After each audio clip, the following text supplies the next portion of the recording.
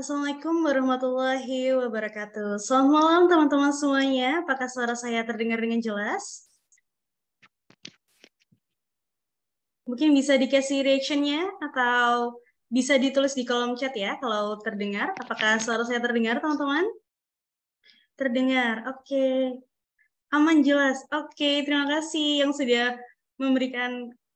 Oke, terdengar. Oke, terima kasih teman-teman semuanya. Sebelumnya saya ingin mengucapkan terima kasih kepada teman-teman yang sudah meluangkan waktu untuk hadir pada sesi Studenesia malam hari ini.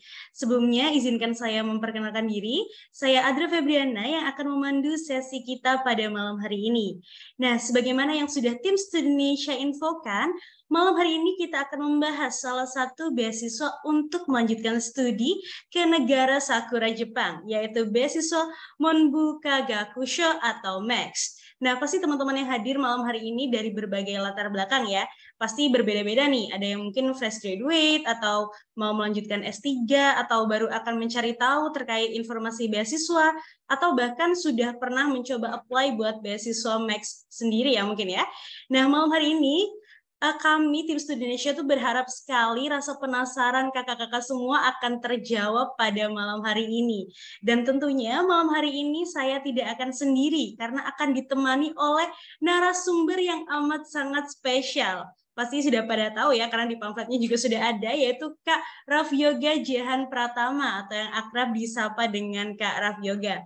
Nah, kebetulan Kak Raffi Yoganya sudah bergabung di sini juga nih ya, sudah on cam. Mungkin saya jelaskan sedikit ya. Jadi Kak Raffi Yoga ini merupakan awardee beasiswa Max untuk program Master dan PhD di Kobe University Graduate School of International Cooperation Studies. Nah, mungkin karena sudah ada juga, sudah bergabung, mungkin kita bisa sapa dulu ya. Selamat malam, Kak Raffi Yoga. Apakah suara saya terdengar, Kak? Selamat malam, Adra dan teman-teman. Terdengar suaranya? Terdengar jelas? Selamat malam, Kak Raffi Yoga. Apa kabar ini, Kak Raffi Yoga? Alhamdulillah baik. Alhamdulillah baik. Sekarang lagi di mana nih Kak? Lagi di Jepang atau sedang di Indonesia? Ini baru di kos di Jepang. Oh, kos di Jepang ya. Ya, Sekarang jam berapa nih Kak di sana Kak? di Jepang itu kayak WIT, jadi WIB plus 2. Di sini jam setengah 10. Oh, jam setengah 10 ya. Wah, Hmm. luar biasa sekali malam-malam. Kak Raffi Yoga menyempatkan waktu untuk sharing nih sama-sama teman-teman semua. Berarti teman-teman harus semangat nih. Siapkan pertanyaan-pertanyaan yang mau ditanyakan ke Kak Raffi Yoga. Dan pasti Kak Raffi Yoga akan menjawab semua pertanyaan teman-teman nih. Nah, oke, mungkin seperti yang sudah disebutkan tadi, jadi sesi malam hari ini adalah sesi pengantar persiapan mendaftar beasiswa Max. Nah, manfaatkan kesempatan sebaik-baiknya teman-teman untuk benar-benar mendalami materi yang akan disampaikan oleh Kak Raffi Yoga nanti. Dan untuk teman-teman yang setelah sesi ini masih butuh pendampingan nih sekiranya untuk beasiswa Max, kita dari tim Studi Indonesia ada program mentorship one-on-one juga, seperti yang sudah kita infokan juga ya pada pamfletnya. Nah, nanti boleh langsung chat ke Kak Tata kalau misalnya teman-teman memang berminat untuk program mentoring one-on-one, nanti akan diinformasikan lagi oleh Kak Tata bagaimana caranya. Nah, malam hari ini kita ada dua segmen ya teman-teman. Segmen yang pertama, mungkin Kak Raffi Yoga akan menceritakan atau memaparkan nih materi terkait pengalamannya untuk mendaftar beasiswa Max. Nah, sesi kedua kita akan ada Q&A dan pastinya ini sudah ditunggu-tunggu juga ya oleh teman-teman. Nanti bisa melalui fitur raise hand atau mungkin ditanyakan melalui kolom chat. Nah, langsung saja mungkin teman-teman udah nggak sabar untuk dengar pemaparan dari Kak Raffi Yoga. Kita akan memasuki sesi yang pertama, yaitu sesi pemaparan materi. Langsung saja tanpa berlama-lama kepada Kak Raffi Yoga dipersilahkan. Baik, aku izin share screen ya. Oke. Oke, apakah sudah terlihat? Terlihat, Kak? Oke. Assalamualaikum warahmatullahi wabarakatuh. Salam sejahtera untuk kita semua. Eh, Terima kasih banyak pertama saya ucapkan untuk tim Studenesia, Kak Adra dan kawan-kawan yang sudah ngajak gabung untuk ngobrol-ngobrol soal beasiswa Max. Ini kalau nggak salah sudah ketiga kali saya gabung sama teman-teman Studenesia ngobrolin beasiswa ini. Senang bisa gabung lagi. Jadi perkenankan saya memperkenalkan diri. Sekali lagi, nama saya Raffi Yoga Jehan Pratama Irsadanar. Biasa dipanggil Raffi atau Raffi Yoga juga boleh. Saya sekarang posisi sedang studi S3 di Kobe University di Graduate School of International Cooperation Studies. Jadi saya S1-nya di Visipol di Hubungan Internasional di Universitas Muhammadiyah Yogyakarta. Saya dapat beasiswa Max itu tahun 2019 untuk program research student yang dari Kedubes yang G2G. Kemudian menjelang lulus S2, pihak Max menawarkan perpanjangan. Jadi saya lanjut S3 dengan beasiswa Max juga. Jadi salah satu fasilitas beasiswa Max adalah kalau kita mau naik jenjang, kita diberi kesempatan untuk memperpanjang beasiswanya. Dengan catatan kita harus bisa naik jenjang dulu. Jadi dari S2 ke S3 gitu. Kalau misal kita S2-nya karena satu dan lain hal molor gitu lebih dari 2 tahun, nah itu tidak bisa di-extend. Seperti itu. Jadi malam ini saya mau share beberapa hal. Yang pertama adalah perkenalan sedikit soal beasiswa Max. Mungkin ada beberapa dari teman-teman yang baru pertama kali dengar gini. Ada beasiswa yang namanya susah banget disebut gitu, Mount Buka Gakusho atau disingkatnya Max. Kemudian yang kedua adalah saya akan share gimana cara nyolong startnya, cara nyolong start untuk apply beasiswa Max. Karena beasiswa Max ini bukanya itu cepat banget setiap tahun. Tahun ini kalau teman-teman cek itu bukanya cuma 3 minggu. Jadi nggak berbulan-bulan. Jadi untuk punya persiapan yang matang, kita harus bisa nyiapin jauh-jauh hari. Akan sangat susah kalau kita baru mulai nyiapin ketika beasiswanya buka. Jadi kita bisa lebih kelabakan gitu. Jadi nanti aku kasih tips-tipsnya untuk mempersiapkan diri untuk nyolong start dari yang lain, dan juga tips untuk bisa lolos atau kompetitif di tiap tahap seleksinya. Baru nanti di akhir, nanti kita ngobrol-ngobrol, barangkali ada teman-teman yang mau tanya, silahkan. Nah, pertama adalah apa itu Mount Buka Gakusho Scholarship. Jadi Mount Buka Gakusho ini adalah Kemendikbud Ristek Poranya Jepang. Jadi di Jepang itu Kemendikbud, Kemenristek, Kemenpora itu dijadiin satu. Jadi di bawah satu kementerian. Atau bahasa Inggrisnya disebut Max gitu singkatannya. Nah, beasiswa Max ini adalah beasiswa yang diberikan oleh pemerintah Jepang untuk mahasiswa internasional, termasuk Indonesia. Dan ini terbuka untuk semua jenjang ya. Kalau teman-teman cek di website Kedubes, ini semua jenjang ada. Dari yang untuk lulusan SMA, barangkali yang mau kuliah D2, kuliah D3, atau mau kuliah S1, itu juga ada. Kemudian untuk teman-teman yang lulusan S1 atau D4 gitu, mau lanjut S2 atau lanjut S3, itu juga ada. Kemudian ada juga yang non-degree. Non-degree ini untuk teman-teman yang pendidikan bahasa Jepang atau kuliahnya sastra Jepang atau studi Jepang gitu. Nanti teman-teman bisa exchange ke Jepang selama satu tahun sampai 1,5 tahun kalau nggak salah. Itu dibiayai oleh pemerintah Jepang juga. Kemudian ada juga beasiswa teacher training. Nah, ini untuk teman-teman yang jadi guru sekolah, ini bisa ikut program teacher training di Jepang selama 1,5 tahun dengan beasiswa Max. Nah, untuk mendapatkan beasiswa ini, ada 2 track untuk mendaftarnya. Yang pertama adalah yang lewat Kedubes atau G2G, Government to Government. Nah, ini setiap tahun buka setiap bulan April atau Mei. Tahun ini buka dari tanggal 25 April sampai 15 Mei, itu 3 minggu. Cuman ada beberapa kasus luar biasa gitu waktu awal COVID, jadi mereka geser sampai ke bulan Juni. Tapi biasanya selalu buka April Mei. Nah, ini apply-nya lewat Kedubes. Segala informasinya juga bisa dicek di Kedubes. Nah, kemudian ada juga yang University Recommendation atau U2U. Nah, U2U ini informasinya lebih tertutup atau lebih eksklusif karena yang punya slot dan yang menyeleksi adalah pihak kampus itu sendiri. Jadi kita harus ngecekin infonya dari kampus satu-satu. Kita nggak tahu kapan mereka bukanya. Gitu. Nah, fasilitasnya dari beasiswa ini adalah ini beasiswa fully funded.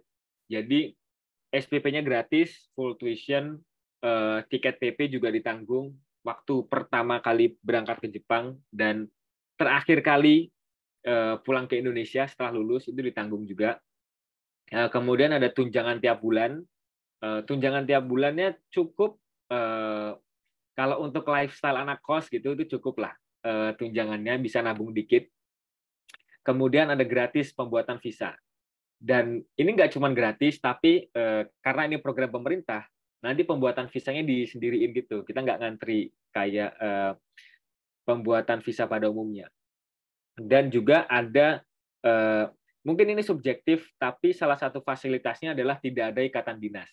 Jadi teman-teman setelah lulus, mau berkarya dimanapun boleh, mau mengabdikan ilmunya di Jepang, mau pulang ke Indonesia, atau berkarya di tempat lain, itu mereka tidak membatasi. Gitu. Nah ini sekilas perkenalan soal beasiswa Max-nya. Gitu. Nah, proses seleksinya seperti apa? Nah, jadi yang saya apply itu beasiswa yang lewat Kedubes, yang relatif lebih inklusif, yang semua orang tuh bisa daftar gitu. Nah, jadi kalau yang G2G itu ada dua tahap besar. Yang pertama adalah primary screening. Primary screening ini seleksi domestik atau seleksi di Indonesia. Jadi nanti teman-teman akan bersaing dengan pelamar-pelamar lain dari seluruh Indonesia. Nah, seleksi domestik ini ada 3 tahap. Yang pertama seleksi berkas.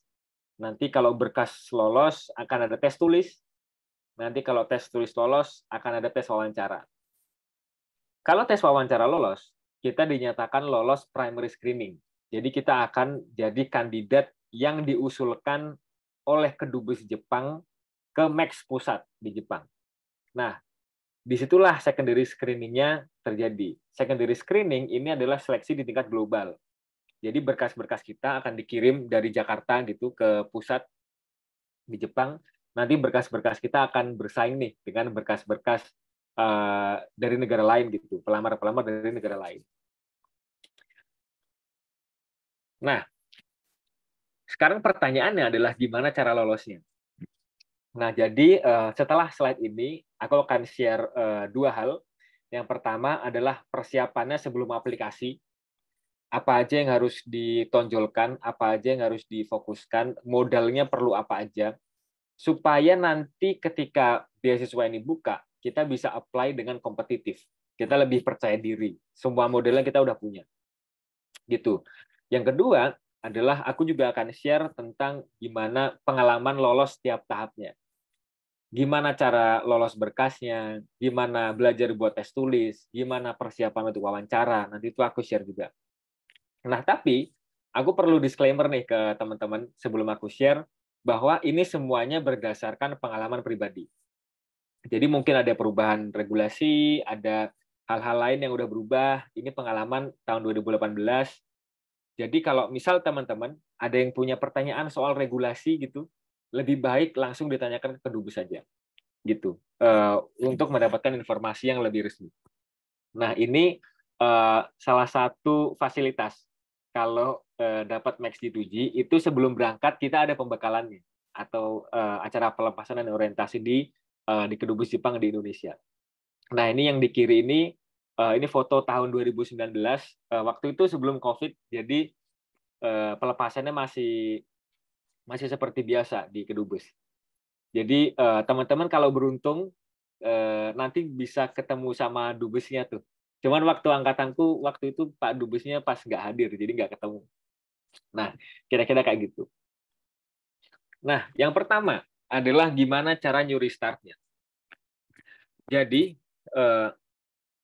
salah satu ciri-ciri. Jadi aku punya beberapa teman yang aku sering ngobrol gitu, teman-teman angkatan setelahku. yang kita ngobrol waktu persiapan. Jadi ada beberapa ciri-ciri orang-orang yang kompetitif waktu apply beasiswa Max, yaitu orang-orang yang persiapannya udah dari lama. Jadi nggak dadakan gitu persiapannya. Jadi ketika beasiswa Max ini buka, mereka tinggal apply. Semua modalnya udah cukup. Karena beasiswa Max ini tuh bukanya juga cepat, cuma 3 minggu. Jadi memang harus bisa memanfaatkan momentum di ruang yang sempit ini.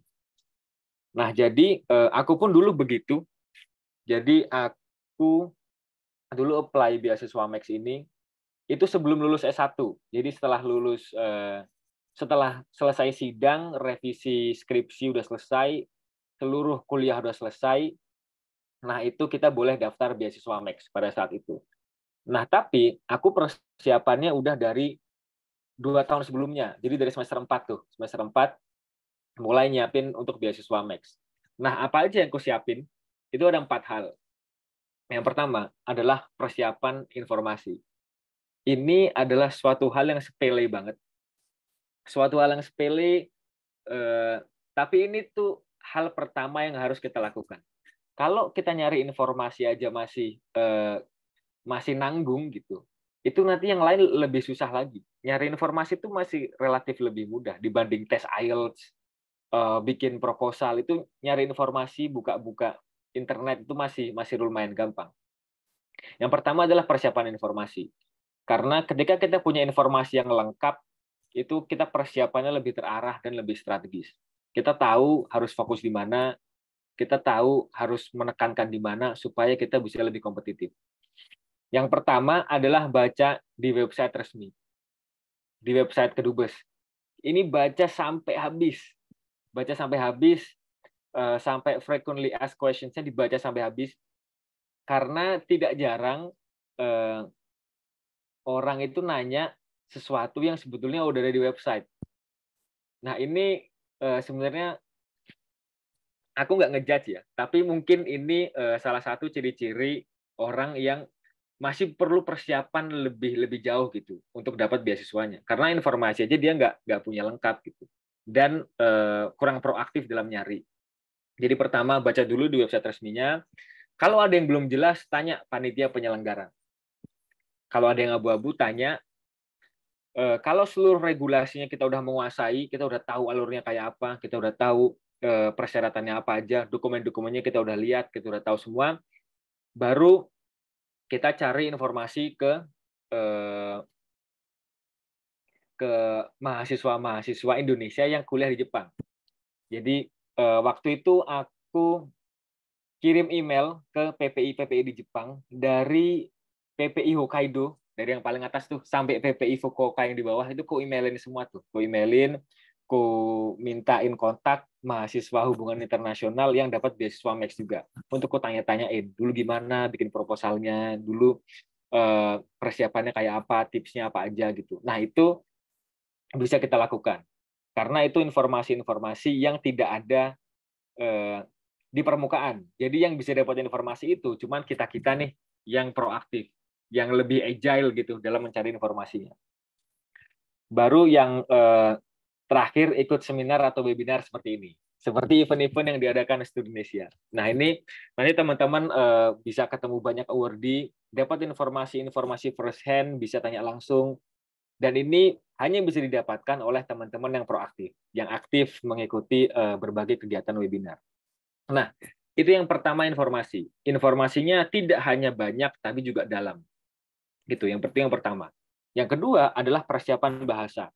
Bahasa ini akan sangat kepake dari coretan pertama kita di formulir sampai nanti wisuda, itu bahasanya tuh selalu dipakai. Selalu pakai bahasa Inggris atau pakai bahasa Jepang. Jadi teman-teman boleh invest waktu, invest resource, invest tenaga untuk mempertajam dan memperhalus kemampuan bahasa teman-teman. Baik bahasa Inggris dan atau bahasa Jepang. Yang ketiga adalah IPK. Nah, IPK ini mungkin ini udah cukup jelas ya untuk teman-teman. Jadi untuk apply beasiswa Max itu minimal 3,2. Jadi teman-teman selama kuliah harus berjuang untuk mempertahankan IPK di atas 3,2. Kalau bisa 3,3, 3,4, kalau bisa cum laude juga bagus supaya aman waktu seleksi berkas. Dan yang terakhir dan menurutku paling penting adalah pengalaman riset. Karena Jepang ini itu sangat research based. Terlebih kalau teman-teman kuliahnya saintek atau teknik atau kedokteran atau di MIPA itu bakal sering banget berada di laboratorium. Maka dari itu pengalaman riset perlu dibangun dari jauh-jauh hari. Pengalaman riset itu nggak perlu kayak kita dapat hibah puluhan juta atau ikut proyek dosen atau yang sekiranya tuh udah advance banget, itu nggak harus seperti itu. Bisa mulai dari tugas kuliah dikirim ke jurnal, tugas kuliah dikirim untuk conference mahasiswa, gitu udah termasuk pengalaman riset. Dan ini nanti bisa dicantumkan di aplikasi beasiswa Max. Kalau kita udah sering nulis, udah sering riset gitu, nanti akan lebih mudah menyusun proposal penelitiannya dan juga akan lebih mudah dalam berjejaring dengan calon sensei atau calon profesor di Jepang. Nah, jadi teman-teman kuasai 4 hal ini. Kalau teman-teman mau apply tahun depan atau tahun depannya lagi, ini kuasai 4 hal ini. Kalau teman-teman menguasai 4 hal ini, nanti akan ada efek dominonya. Nanti yang lain akan mengikuti sendiri. Gitu. Nah, sekarang kita masuk ke step by step-nya. Udah nih, aku habisin 2 tahun buat persiapan, ngumpulin publikasi, ngejar bahasa Inggris, mempertahankan IPK, nyari info. Nah, sampailah di hari pendaftaran. Nah, jadi untuk lolos seleksi berkas, itu aku dulu fokus ke hal-hal ini. Yang pertama adalah IPK. IPK tadi udah dijelasin ya, udah jelas gitu. IPK minimal 3,2, usahakan lebih. Usahakan lebih. Yang kedua adalah nilai TOEFL, IELTS, atau JLPT. Jadi pada angkatanku dulu, TOEFL minimal 570, IELTS minimal 6,5, JLPT minimal N2. Jadi kalau bisa, di atasnya. Kalau teman-teman belum bisa bahasa Jepang, nggak apa-apa. Aku pun dulu nggak bisa bahasa Jepang sama sekali. Sampai sekarang pun juga bahasa Jepangnya untuk kehidupan sehari-hari aja. Tapi harus kuat di bahasa Inggrisnya berarti. TOEFL-nya kalau bisa di atas 570, IELTS-nya kalau bisa di atas 6,5 gitu. Yang ketiga adalah pengalaman riset. Kalau teman-teman cek di website Kedubes, itu kita diminta melampirkan beberapa berkas. Selain berkas formulir nama, biodata gitu, ada berkas yang namanya research proposal. Nah, ini perlu disusun dengan cermat gitu. Ini perlu disusun dengan perlu dipoles terus. Yang pertama adalah research proposal. Yang kedua adalah abstrak skripsi atau tesis. Dan yang ketiga adalah pengalaman publikasi. Jadi teman-teman akan diminta mencantumkan tulisan-tulisan yang udah pernah teman-teman buat. Mau itu di jurnal, mau itu proceeding conference, atau tulisan-tulisan lain, itu nanti kita diminta mencantumkan. Kalau teman-teman punya banyak modal tulisan, kan enak tuh nanti dimasukin di berkas. Jadi baiknya dicicil dari jauh-jauh hari. Nah, yang keempat dan kelima ini baru ada setelah tahun 2019. Jadi pada angkatan itu dulu belum ada tuh.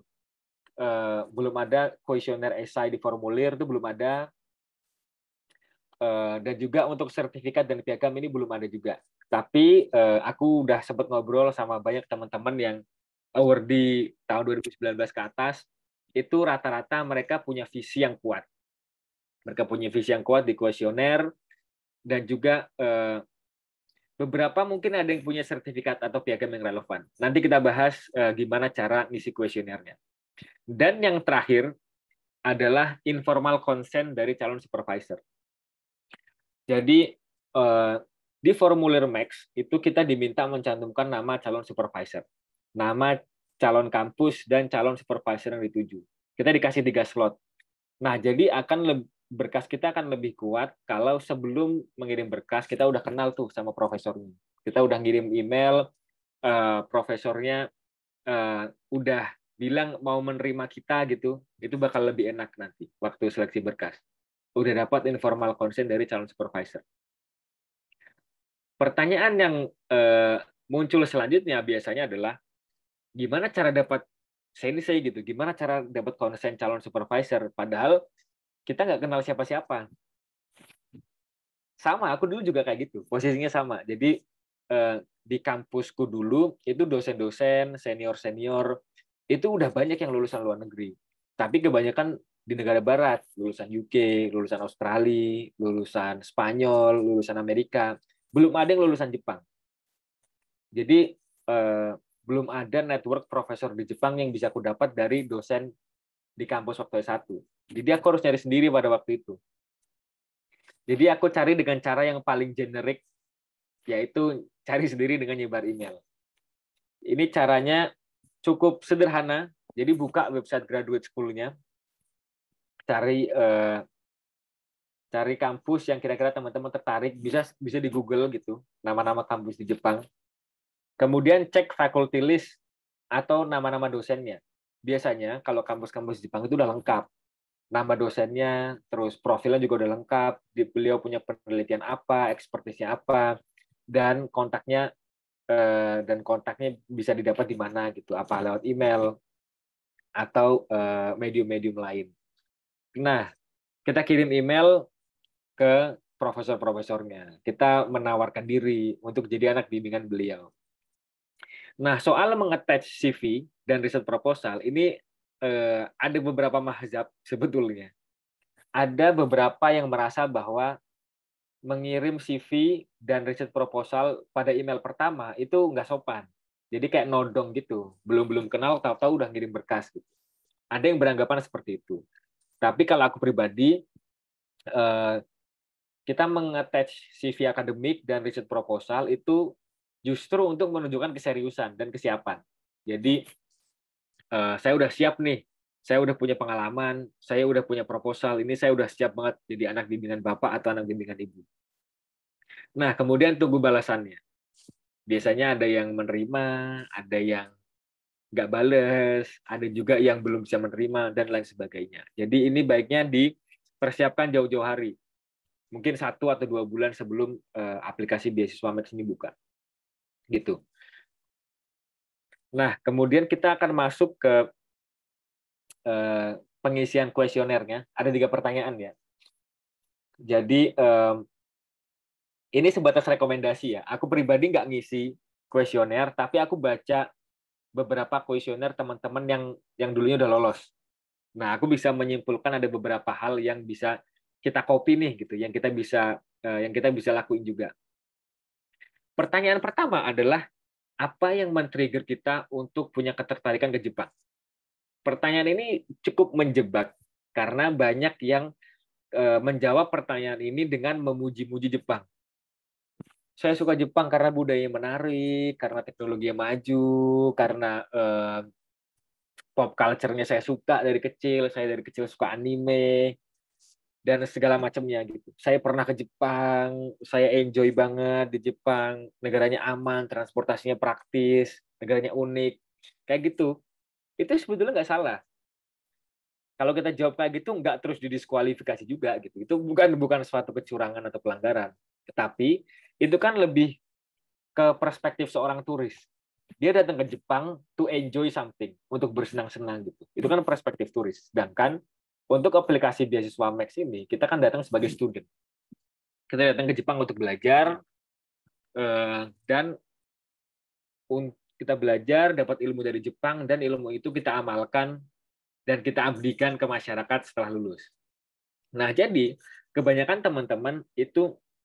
teman-temanku yang lolos, itu mereka mulai menceritakan ada masalah apa di Indonesia nih, ada masalah spesifik, apakah masalah lingkungan, atau masalah ekonomi, atau masalah sosial, atau ada permasalahan spesifik gitu, yang mereka tuh gelisah, yang mereka tuh resah di Indonesia.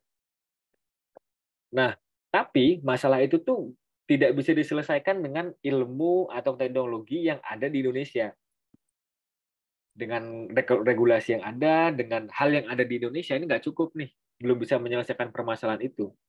Kemudian kita melihat, Jepang ini udah berhasil menyelesaikan permasalahan tersebut. Misal masalah lingkungan, Jepang udah bisa mengolah sampah atau limbah misal. Atau misal teman-teman teknik sipil gitu. Jepang ini udah bisa bikin bangunan yang tahan gempa. Atau mungkin teman-teman yang jurusannya urban planning gitu. Jepang udah bisa membuat tata kota yang ini aman, yang resikonya tuh rendah gitu kalau terjadi bencana. Maka dari itu, teman-teman ingin belajar dari Jepang. Bagaimana Jepang menyelesaikan permasalahan tersebut dan bisa dibawa pulang ke Indonesia. Nah, kira-kira gitu jawaban yang lebih akademis dan lebih menarik di mata pemberi beasiswa. Yang kedua, Max akan nanya, kenapa Anda milihnya Jepang? Kenapa nggak negara lain? Kenapa nggak ke Amerika? Kenapa nggak ke Inggris? Kenapa nggak ke negara lain gitu? Kenapa Jepang? Nah, dari esai yang aku baca, esai-esai yang lolos, itu mereka selalu menjelaskan secara spesifik mereka mau belajar apa. They know what they want. Mereka langsung spesifik nih, mau mempelajari, misal mau mempelajari soal apa misalnya, soal teknologi untuk pengolahan limbah misalkan. Kalau misal teman-teman teknologi jurusannya teknik kimia misal, itu mereka udah bisa spesifik ngejelasin kepakaran atau studi apa yang mau ditekuni. Yang kedua, udah dijelasin di Jepang itu mau mempelajari apa. Dan kita bisa jelasin juga kenapa Jepang itu the best place untuk mempelajari itu dan bukan di negara lain. Jadi kita harus riset di Jepang ini tuh keunggulannya apa? Apa keunggulan di Jepang yang nggak dimiliki negara lain? Supaya kita bisa show off ke panitia seleksi bahwa kita ini udah ngerti soal Jepang. Jadi kita apply beasiswa mix ini serius, nggak cuma nyoba-nyoba gitu. Jadi dijelaskan kita mau belajar apa dan kenapa Jepang adalah tempat yang terbaik untuk belajar hal tersebut. Dan yang terakhir adalah rencana masa depan. Kalau udah lulus mau ngapain? Bagaimana kita mau mengamalkan atau mengabdikan ilmu yang kita punya ke masyarakat yang lebih luas. Beberapa dari yang aku baca, itu mereka punya rencana jangka pendek dan rencana jangka panjang. Rencana jangka pendek itu lebih ke outcome atau output dari sekolahnya di Jepang.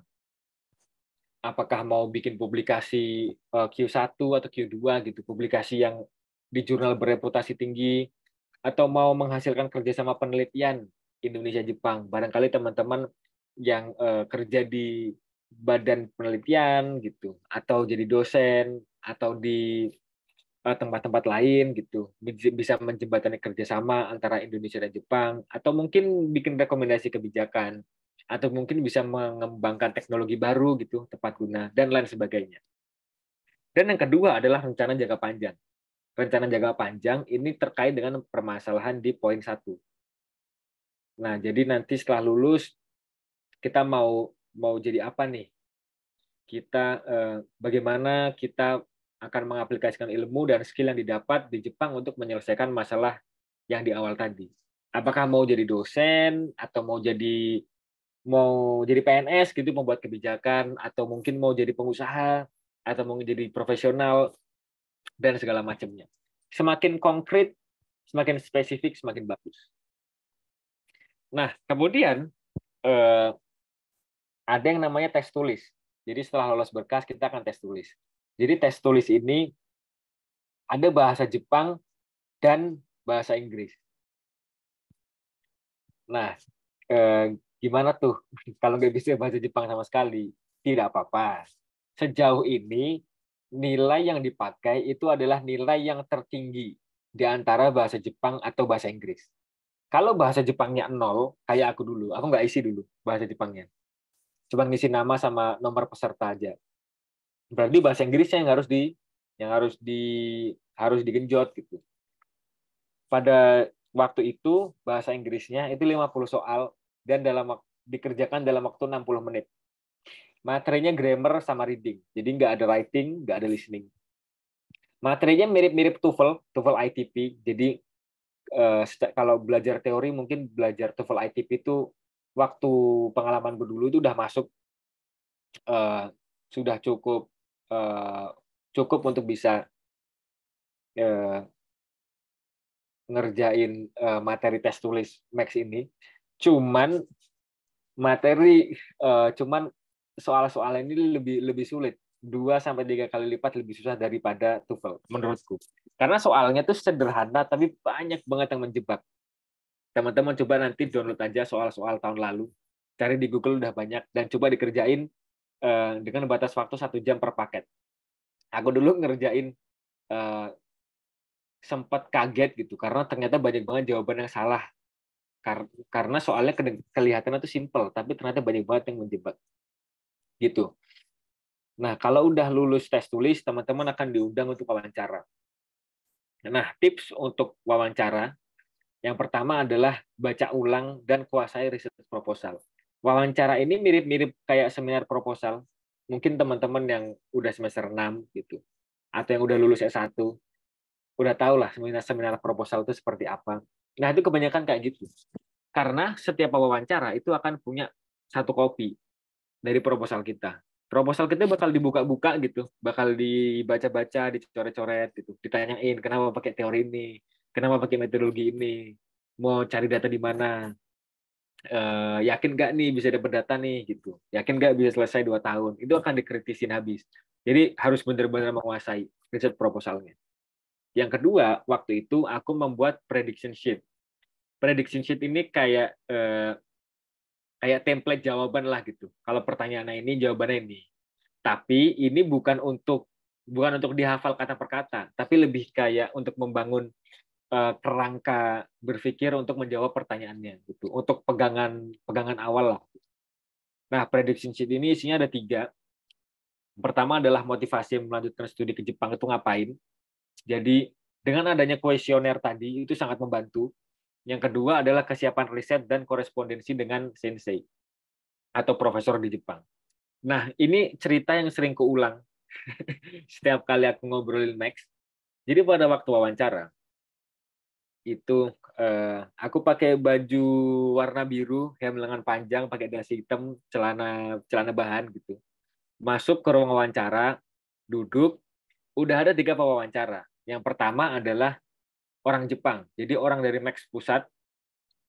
Yang duanya adalah biasanya alumni Max juga, tapi yang udah senior gitu, tahun 90-an atau 80-an gitu, yang udah jadi profesor atau orang-orang yang expert di bidang kita. Begitu duduk, disuruh perkenalan dan memperkenalkan research interest. Pertanyaan pertama yang muncul setelah itu adalah, sudah sejauh mana korespondensi Anda dengan sensei? Sudah sejauh mana komunikasi Anda dengan sensei? Itu pertanyaan pertama tuh, sebelum pertanyaan yang lain. Jadi, kalau misal kita waktu itu belum punya sensei dan kita grogi, itu bisa jatuh mental gitu untuk pertanyaan-pertanyaan selanjutnya. Jadi teman-teman baiknya siapkan cerita-cerita gitu, siapkan informasi-informasi tentang korespondensi teman-teman dengan sensei atau calon sensei. Dan yang terakhir adalah rencana setelah lulus dan kontribusi bagi Indonesia serta hubungan kedua negara. Nah, ini tadi juga udah bisa dijawab dengan kuesioner yang tadi. Dan yang terakhir, ini cukup basic ya, latihan di depan cermin. Ini kelihatannya sepele, tapi ternyata penting. Karena waktu latihan wawancara, itu aku nggak latihan sama orang, latihannya di depan tembok doang, ngapalin prediction sheet gitu. Baru malam sebelum wawancara, waktu di hotel gitu, nyoba ngomong di depan cermin. Ternyata tuh kelihatan kaku banget. Dari mimik wajah, dari body language, itu tuh kelihatan kaku banget, kelihatan nggak meyakinkan gitu. Jadi sebaiknya dilatih di depan cermin sejak awal. Nah, yang terakhir, gimana caranya kita menguasai riset proposal? Apa poin-poin yang harus ditekankan? Yang pertama adalah kebaruannya. Apa kebaruan yang proposal kita berikan? Novelty-nya apa nih dibanding dengan riset sebelumnya? Yang kedua adalah eksklusif. Dalam arti kita bisa menjelaskan kenapa penelitian ini paling bagus dan harus banget dikerjain di Jepang, nggak di negara lain. Dan yang ketiga adalah jelas. Jelas dalam arti jelas sumber datanya dan metode pengerjaannya. Dan yang terakhir adalah kontributif. Kontributif untuk Indonesia dan kontributif untuk hubungan Indonesia-Jepang. Nah, ini bisa dijelaskan bahwa riset ini akan menyelesaikan problem X, setelah riset ini akan menjembatani kerjasama antara Jepang dan Indonesia, serta kontribusi-kontribusi lainnya. Nah, jadi kayak yang tadi aku share di awal ya, jadi salah satu fasilitas beasiswa Max adalah extension ke tingkat yang lebih tinggi. Jadi untuk teman-teman yang punya rencana langsung dibablasin gitu S2 S3 di Jepang, bisa apply beasiswa Max. Nah, ini salah satu pengalamanku dulu. Jadi kalau kita mau extension itu tidak harus ngulangin seleksi dari awal. Jadi nanti kita ada jalur sendirilah untuk Max extension-nya gitu. Jadi waktu itu aku lulus September 2021, itu aku diinformasikan oleh Office 15 Desember tahun sebelumnya. Jadi sekitar 10 bulan sebelum lulus itu udah ditawarin gitu. Kalau mau extend, tolong siapkan ABCD. Gitu. Nah, setelah lulus S2, apa tanggung jawab tambahan dan kesempatan mahasiswa PhD di Jepang? Jadi bagi mungkin teman-teman yang mau lanjut di Jepang gitu PhD, kira-kira menarik gak sih gitu, atau S2 doang gitu, terus S3-nya di tempat lain. Jadi tanggung jawab tambahannya adalah kalau kuliah S3 di Jepang itu kita diminta publikasi atau ikut conference, tapi ini tergantung kebijakan jurusan juga. Kemudian kita juga sering ditawarin jadi teaching atau research assistant, karena kalau udah S3 itu di Jepang udah dianggap dewasa, udah dianggap profesional kayak pekerja pada umumnya. Jadi mulai ditawarin tanggung jawab dan kesempatan jadi RA atau jadi TA. Kemudian kadang diajakin juga ngisi kuliah atau ngisi webinar gitu, atau ngisi lecture kampus-kampus, bisa di Jepang atau juga bisa juga di Indonesia, karena ketika udah S3 itu udah dianggap sebagai researcher gitu. Sudah early career researcher, jadi punya credentials untuk ngisi lecture di Indonesia. Kemudian bisa juga dapat kesempatan untuk fieldwork, dapat pembiayaan gitu. Ini juga bisa didapat kalau udah jadi mahasiswa PhD di Jepang dan segala macamnya. Gitu, silahkan teman-teman kalau ada pertanyaan, dengan senang hati menjawab pertanyaan teman-teman. Aku juga udah nulis pengalaman apply beasiswa Max itu di blog. Itu teman-teman bisa cek, ini linknya di sini. Nanti aku ketik juga di kolom chat. Aku tahun lalu itu masih sering bikin konten di Instagram soal aplikasi beasiswa. Tapi sekarang karena kesibukan dan lain hal udah jarang. Tapi kalau teman-teman mau nyoba lihat-lihat konten yang jadul gitu, silahkan teman-teman follow aja @rafyoga.com. Nah, sekian, saya kembalikan ke Kak Adra selaku moderator. Terima kasih banyak Kak Raffi atas penjelasannya, sangat lengkap sekali ya. Tadi mulai dari awal ada jalur apa saja untuk apply beasiswa Max ini sendiri. Terus habis itu tadi juga dikasih, saya sampai catat loh Kak ini. Saking insightful-nya penjelasan dari Kak Raffi tadi. Terus ada dari awal dijelasin juga cara gimana curi startnya buat teman-teman yang mau persiapan sejak dini ya Kak ya, mungkin yang baru maba tapi pingin banget nih buat daftar beasiswa Max ke depannya, nah udah juga bisa disiapin sejak dini.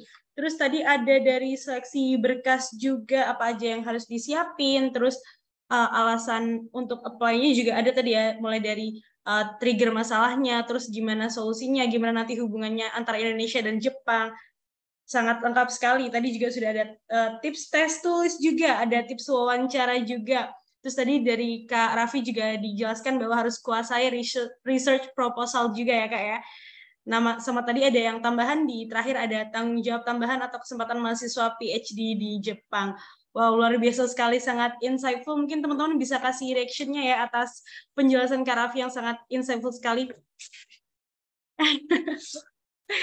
Keren sekali. Nah, mungkin ini sudah sesi yang ditunggu-tunggu juga ya oleh kakak-kakak semuanya. Mungkin sudah ada pertanyaan dari kakak-kakak, bisa raise hand atau mungkin di fitur kolom chat, boleh banget langsung ditulis pertanyaannya. Yang raise hand juga bisa raise hand, nanti kita akan pilih berurutan untuk dijawab ya Kak ya oleh Kak Raffi.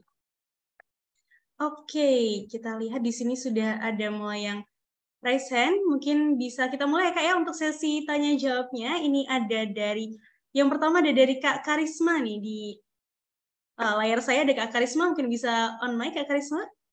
Ya, saya. Oke, silahkan Kak. Oke, terima kasih atas waktunya. Terima kasih atas penjelasannya dari Mas Raffi Yoga. Saya Karisma Diguna dari Universitas Negeri Malang. Sebelumnya sudah sering DM Mas Raffi Yoga, diskusi juga tentang IMEX tahun kemarin. Saya ingin tanyakan tentang keberangkatan sebelum research student. Dari yang saya dengar sendiri itu kan, dan saya riset lebih jauh, Max itu kan menyediakan dananya saat kita ada di Jepang atau 1 atau 2 bulan setelah kita ada di sana.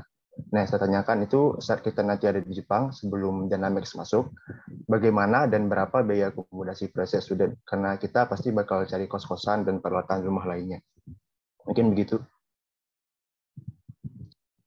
Oke, baik. Terima kasih Kak Karisma atas pertanyaannya. Mungkin Kak Raffi bisa langsung dijawab. Oke, terima kasih Mas Karisma atas pertanyaannya. Oh ya, ini kalau untuk biaya akomodasi itu tergantung. Oh ya, pertama gini, jadi sebagai our di Max itu kita punya privilege sebagai orang yang dapat garansi dari pemerintah. Jadi kita di visanya tuh tulisannya government scholar. Jadi kita dapat kayak early access gitu atau dapat priority dalam berbagai hal di Jepang, termasuk ketika aplikasi dormitory di kampus. Jadi biasanya setiap kampus itu punya dormitory untuk mahasiswa baru. Nah, aku dulu juga begitu datang dikasih dormitory di kampus, ditawarin mau dormitory atau mau tinggal sendiri. Lebih ekonomis dormitory karena dormitory udah full furnish gitu. Kalau kita tinggal sendiri kan biasanya kosongan gitu, kos-kosan kita harus ngisi sendiri. Itu tergantung tiap kota ya. Mungkin kalau di kota-kota yang metropolitan kayak Tokyo atau Osaka gitu, itu mungkin bisa sampai ke 40 sampai 50 ribu yen itu kosnya aja gitu. Tapi kalau di Kobe gitu, di Kobe waktu itu sekitar 25 ribu. 25 ribu itu biaya dorm, terus nanti listrik sama air, gas itu nanti kita tanggung sendiri. Mungkin sekitar 40-50 ribu yen lah untuk amannya gitu. Untuk akomodasi ya. Biasanya gitu. Biasanya student dormitory dulu 6 bulan pertama.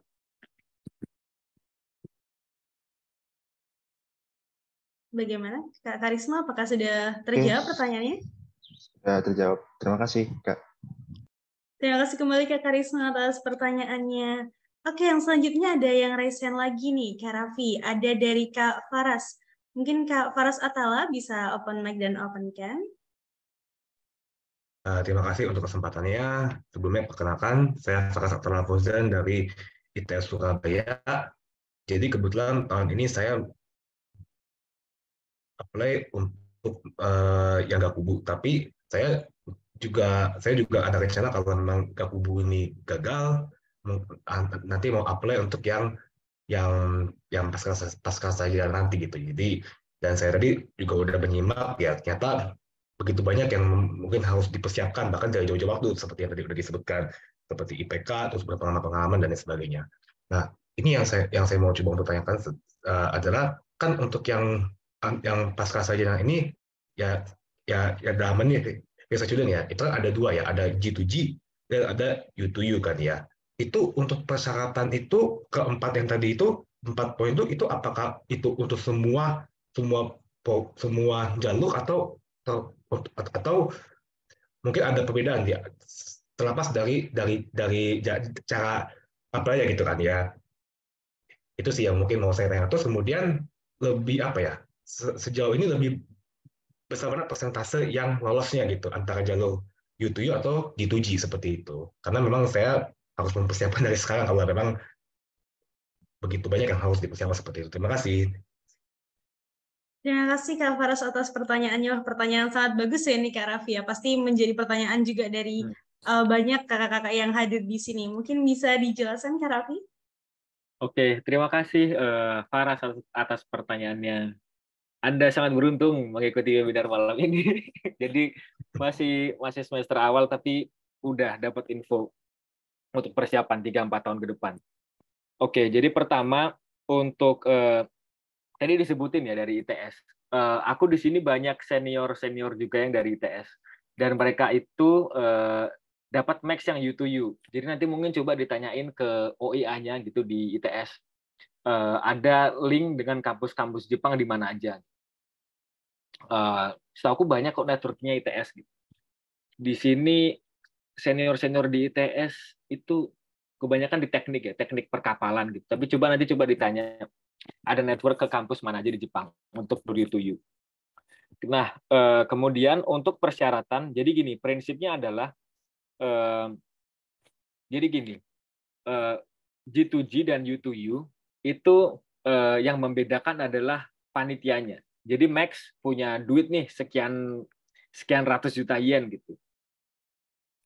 Mereka ngasih kuota 30 ke Dubes Jepang di Indonesia. Nanti terserah ke Dubes Jepang Indonesia yang jadi panitianya gitu, yang mencaratkan persyaratannya. Nah, kalau U2U diserahkan ke kampus, terserah kampus dia mau nyeleksi dengan cara apa.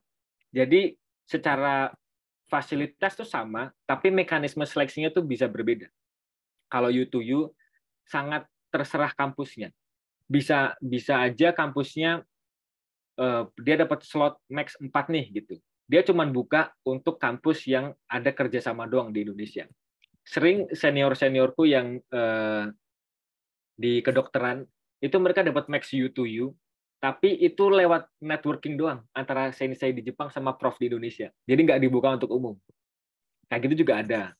Ada juga yang dibuka tapi hanya untuk kampus-kampus yang ada networking. Misal kayak U2U, ITS sama Kobe misalkan. Itu cuma bisa di-apply sama beberapa kampus di Indonesia, termasuk ITS.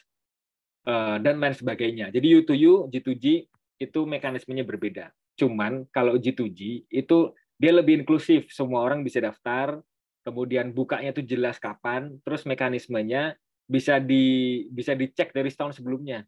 Jadi bisa mempersiapkan dari jauh-jauh hari gitu. Kalau U2U lebih fluktuatif lah, informasinya sering dadakan. Gitu. Cuman kalau kuliah di ITS nanti coba tanya UIA-nya deh.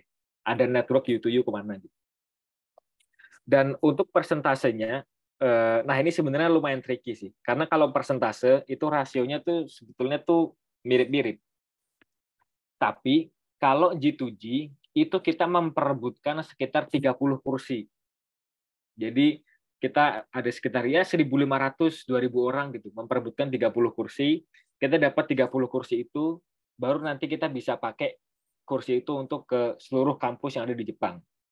Itu kalau G2G.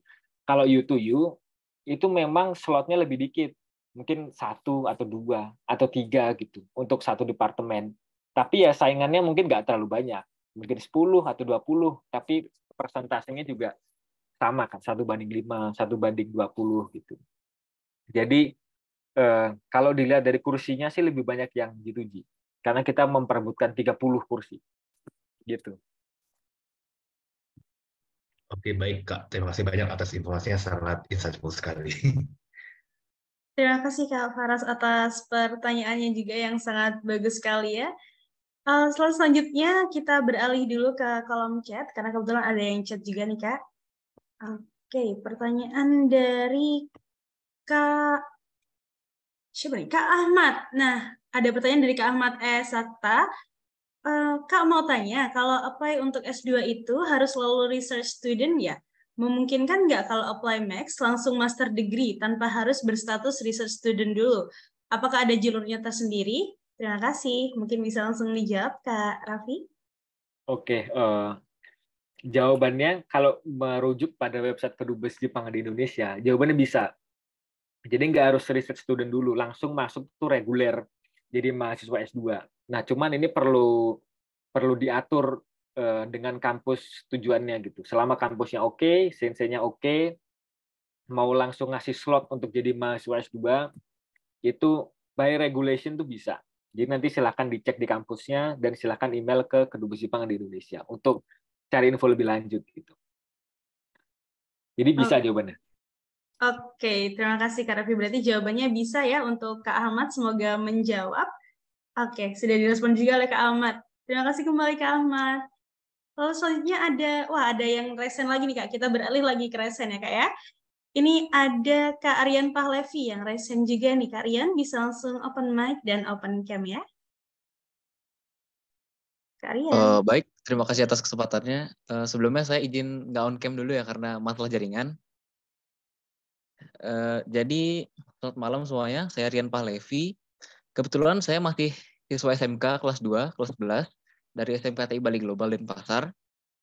Nah, saya mau nanya nih Kak, apa fresh graduate SMK itu bisa daftar beasiswa Max juga atau tidak? Dan jika bisa, apa ada perbedaan kriteria antara pendaftaran fresh graduate SMA dan SMK? Nah, mohon pemaparannya. Terima kasih. Terima kasih Kak Rian untuk pertanyaannya. Mungkin Kak Raffi bisa langsung dijawab Kak. Oke, terima kasih untuk Rian atas pertanyaannya. Sepemahamanku ya, lulusan SMK bisa, karena kan SMA sederajat. Lulusan SMA sederajat itu bisa. Jadi SMA, SMK, atau MA gitu, itu bisa daftar beasiswa Max. Dan sepengetahuanku, dulu aku waktu lulus SMA juga nyoba daftar Gakumdu, tapi nggak dapet. Jadi, tapi secara regulasi sepertinya tidak dibedakan gitu antara SMK dengan SMA. Tapi mungkin harus tetap mungkin ada beberapa mata ujian gitu, mata ujian yang kita mungkin harus kejar gitu. Mungkin ada beberapa mata ujian yang di SMK nggak diajarin gitu mungkin. Tapi sepengetahuanku sih, coba nanti dicek regulasinya. Setahuku sih tidak ada perbedaan antara SMA dan SMK gitu. Semua punya kesempatan yang sama. Dan Max ini cukup inklusif, jadi dia tidak nggak membedakan antara siswa jurusan ini gitu. Mungkin yang IPA atau mungkin yang IPS atau mungkin yang punya ciri-ciri lain gitu. Semuanya bisa daftar dan punya kesempatan yang sama. Gitu. Jadi nanti silakan cek aja Google aja tuh, Google Max spasi Indonesia. Nanti tuh paling atas langsung info beasiswa Max. Itu langsung dicari aja tuh. Mau yang D2 atau D3 gitu, mungkin kalau SMK mau yang langsung vokasi juga itu juga ada gitu kesempatannya, atau mungkin mau S1 juga bisa. Jadi no worries, tinggal dipersiapkan aja. Oke, itu ya Kak Rian untuk jawabannya. Apakah ada pertanyaan lagi Kak Rian? Apakah sudah menjawab? Sudah cukup menjawab bagi saya. Terima kasih Kak. Iya, terima kasih juga Kak Rian. Oke, selanjutnya yang raise hand ada dari Kak Fani Yuniar. Kak Fani, apakah bisa open mic dan open cam? Halo, selamat malam Kak. Terima kasih ya waktunya. Mohon maaf.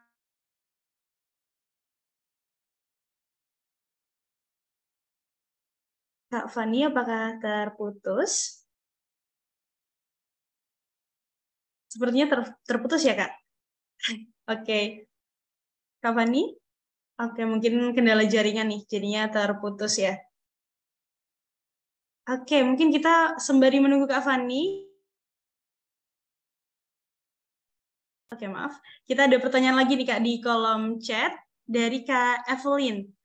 Oke, halo Kak, izin bertanya, untuk PhD, apakah harus mencari dosen dahulu atau bagaimana ya Kak? Terima kasih. Mungkin bisa dijawab Kak Raffi? Oke, terima kasih Kak Evelyn atas pertanyaannya. Sebetulnya secara regulasi itu tidak harus mencari dosen dulu, nggak wajib gitu, nggak apa-apa. Kita belum punya dosen tuh masih bisa daftar, gitu. Nggak dilarang juga. Tapi kan ini kursinya terbatas, cuman mungkin ada setiap tahun tuh 30, gitu. Sedangkan pelamarnya bisa ribuan. Nah maka dari itu kita harus maksimalkan setiap ruang nih, karena kita akan bersaing dengan orang-orang yang udah punya dosen duluan, yang udah punya link ke dosen Jepang. Jadi lebih baik, aku pribadi menyarankan untuk punya link ke dosen di Jepang dulu, punya sensei, ya punya calon sensei lah. Gitu. Apalagi untuk PhD yang secara nature itu research based, jadi benar-benar perlu ketemu supervisor yang cocok dan mau ngebimbing kita. Gitu. Jadi saranku pribadi cari sensei dulu untuk PhD terlebih. Oke, berarti jawaban dari Kak Raffi untuk PhD memang disarankan punya sensei dulu ya Kak ya. Intinya memaksimalkan segala probabilitas yang bisa diusahakan begitu. Karena saingannya juga sangat ketat ya Kak ya. Oke, semoga menjawab ya Kak Evelyn. Oke, selanjutnya ada pertanyaan lagi nih Kak dari Kak Anin Syagata. Kak mau bertanya, untuk di sini, di link yang dicantumkan oleh Kak Anin ini, adanya research student, research U2U, apakah research student sama dengan G2G? Itulah pertanyaannya. Mungkin bisa langsung dijawab Kak Raffi? Ya, terima kasih Kak Anin atas pertanyaannya. Jawabannya betul. Jawabannya research student program yang ada di website Kedubes Jepang di Indonesia itu adalah adalah program G2G. Oke, itu ya Kak jawabannya Kak. Berarti research student sama dengan research G2G ya Kak Anin ya. Semoga menjawab dan sudah menjawab sepertinya. Oke, selanjutnya ada pertanyaan lagi nih Kak dari Kak Uci Asara. Kalau Kak Raffi mau nanya mengenai apakah dulu Kakak beasiswa Max ini first try langsung lulus kah?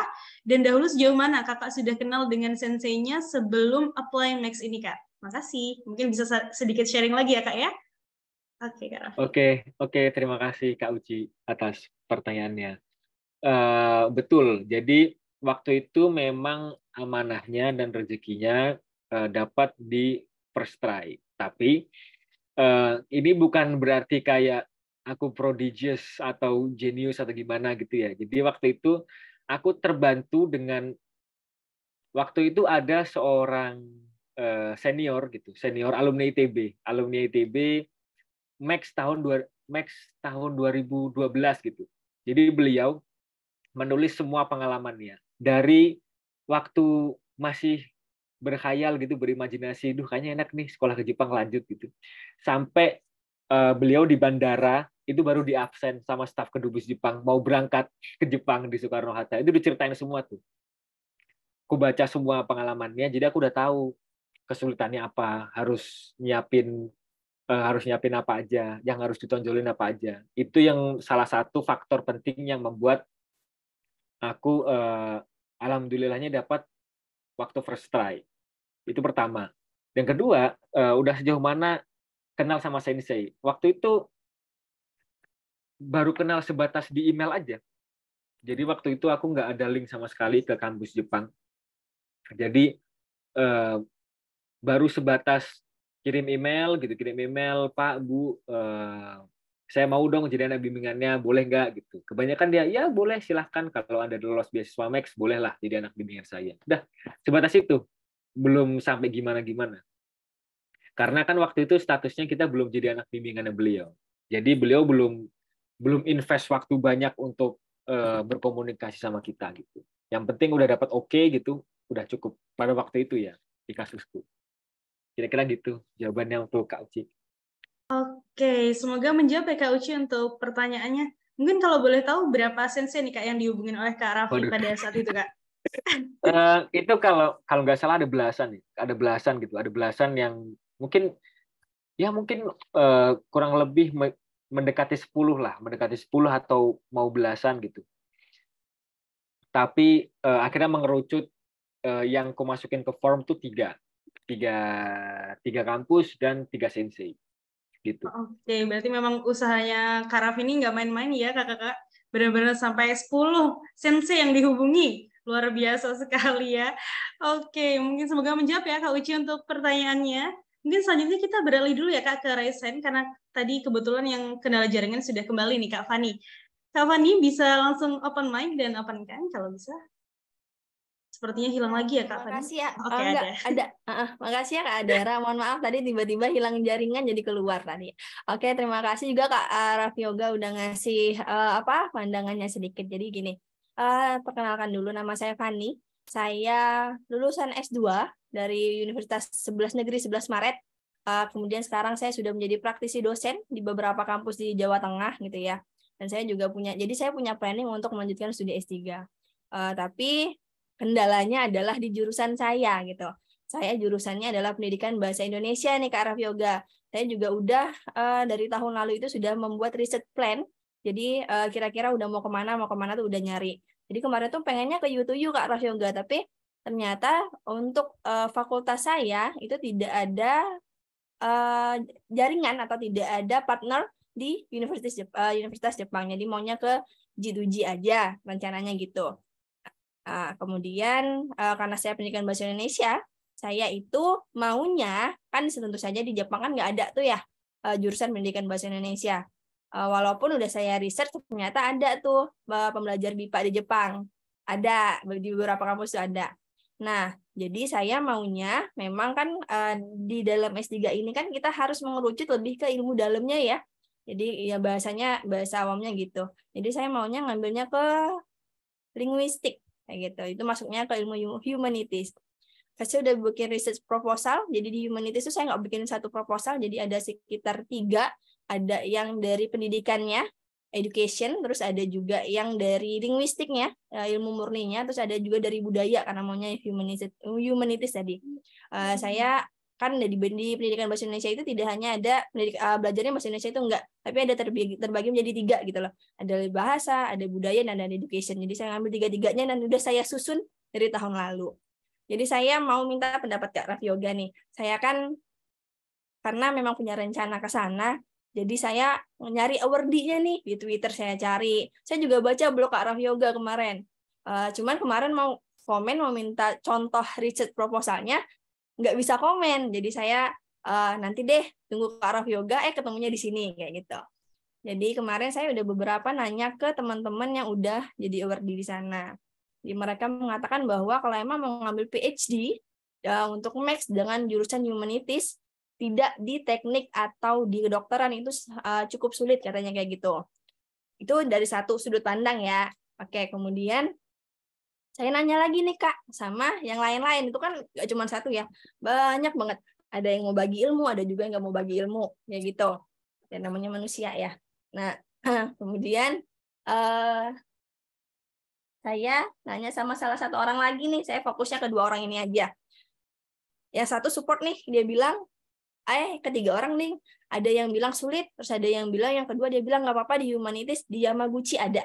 Itu kemarin kasusnya di tahun 2018 ada PhD untuk humanities, katanya kayak gitu. Tapi tidak tahu menggunakan bahasa apa. Nah, kalau bahasa nggak masalah ya, kita bisa belajar. Terus yang satunya lagi saya tanya, terus dia bilang gini, Jepang itu tidak, dia jawabnya gini, dia lulusnya G2G Kak. Jadi dia ngomong gini, Jepang itu kalau yang untuk jurusan pendidikan itu tidak menerima ilmu murni. Jadi maunya ke teacher training. Sedangkan saya kan udah maksudnya udah nggak ke teacher lagi, tapi udah ke dosennya kayak gitu. Jadi mau nanya pendapat Kak Raffi Yoga, kira-kira pandangan menurut Kak Raffi Yoga ini tentang kasus saya gimana gitu. Oke, terima kasih Kak Raffi Yoga dan Mbak Andara. Terima kasih atas pertanyaannya Kak.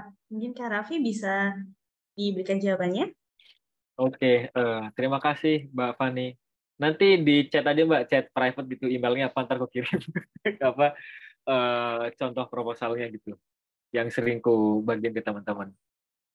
Nah, pertama ya, untuk kayak problem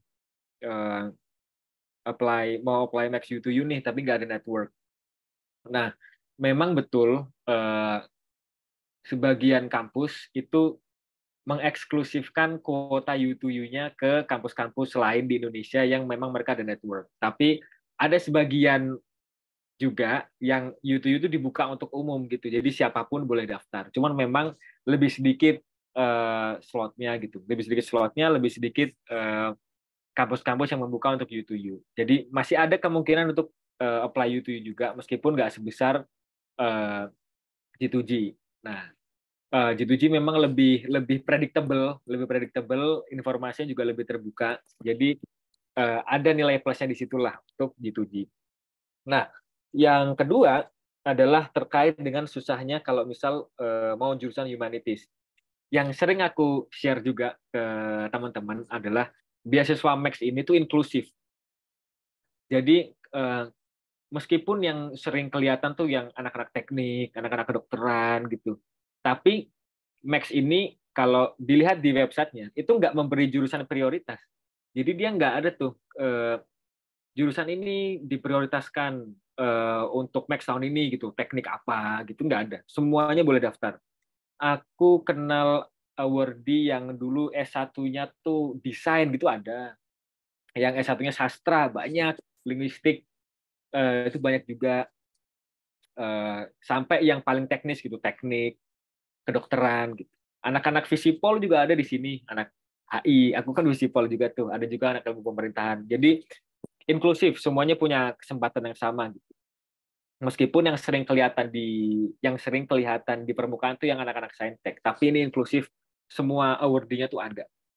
Gitu. Jadi nggak usah worry Kak Fani, tetap semangat aja. Semua probabilitasnya masih sama kok dengan yang lain gitu.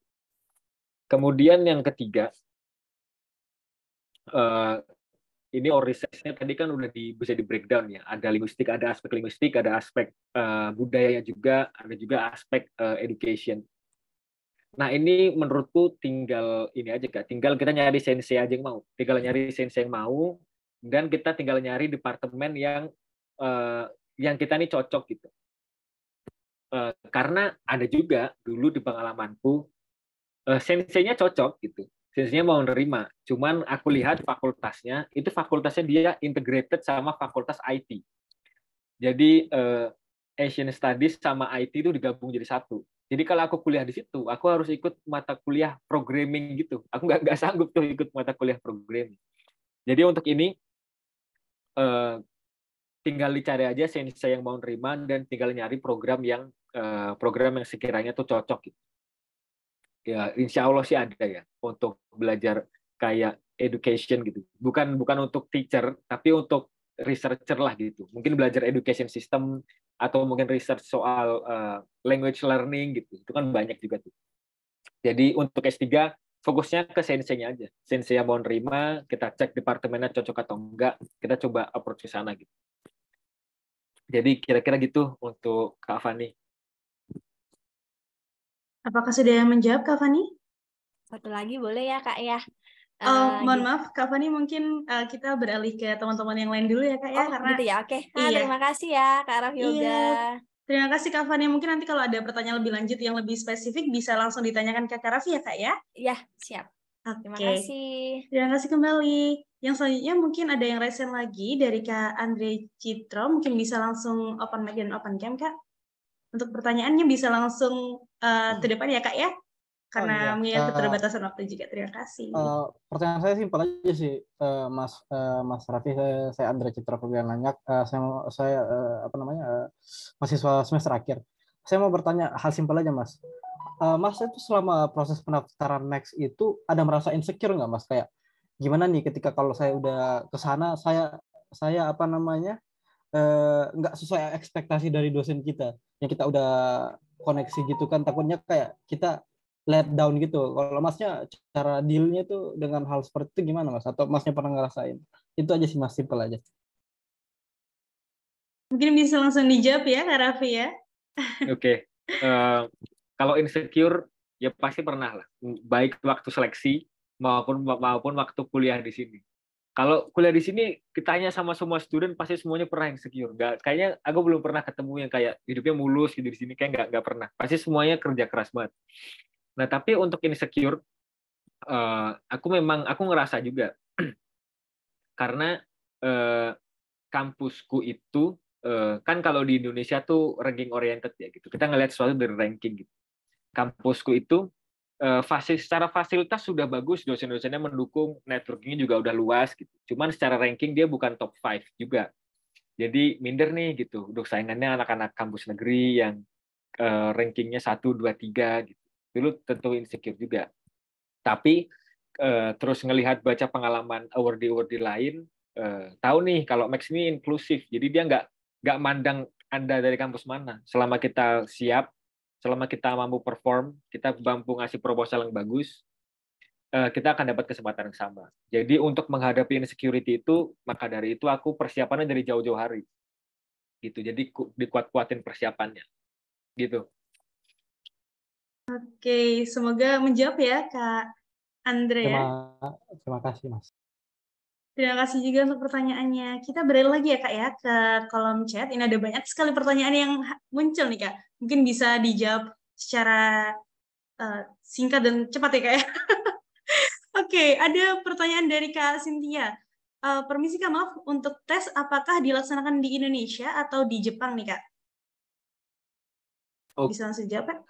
Oke, untuk tes semuanya dilaksanakan di Indonesia, di Kedubes Jepang di Indonesia atau lokasi lain yang ditentukan oleh Kedubes Jepang di Indonesia. Jadi kalau misal posisi di Jepang atau negara lain harus pulang dulu untuk tes, gitu. Oke, berarti semua seleksi di Indonesia ya Kak ya. Lalu pertanyaan selanjutnya dari Kak Sugiono, apakah ada saran untuk memulai publikasi dari mana saja mulainya? Soalnya belum punya publikasi sama sekali, kecuali blog saja nih Kak. Mungkin ada saran dari Kak Raffi?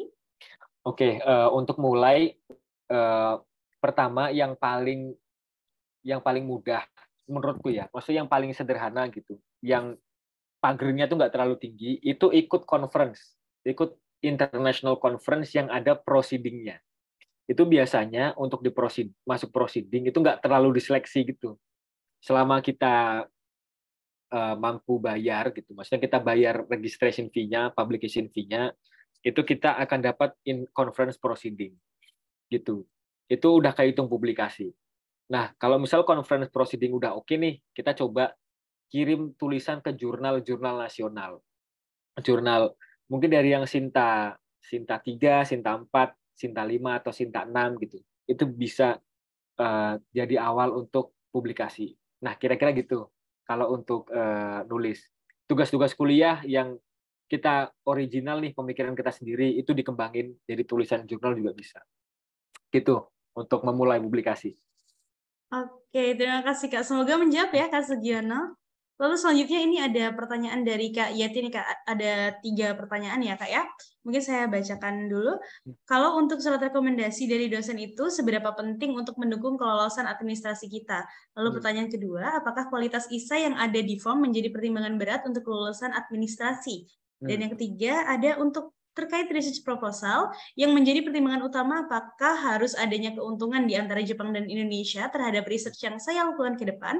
Namun jika penelitian yang akan kita lakukan itu lebih ke keterbutuhan Indonesia saja, apakah akan menjadi penilaian negatif? Mungkin bisa dijawab, Kak Raffi?